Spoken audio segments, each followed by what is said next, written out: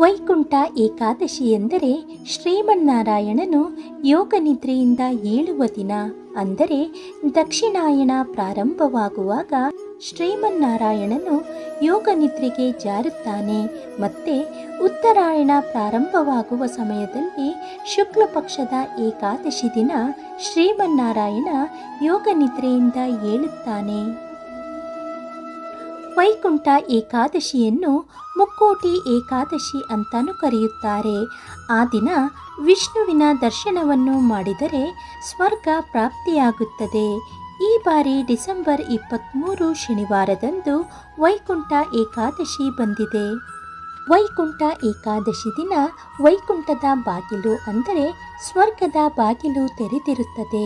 ಇನ್ನು ಆ ದಿನ ಮಹಾವಿಷ್ಣು ಗರುಡ ವಾಹನದ ಮೇಲೆ 3 ಕೋಟಿ ದೇವತೆಗಳೊಂದಿಗೆ ಭೂಲೋಕಕ್ಕೆ ಇಳಿದು ಬಂದು ಭಕ್ತರಿಗೆ ದರ್ಶನ ನೀಡುತ್ತಾನೆ ಅನ್ನುವ ನಂಬಿಕೆ ಇದೆ.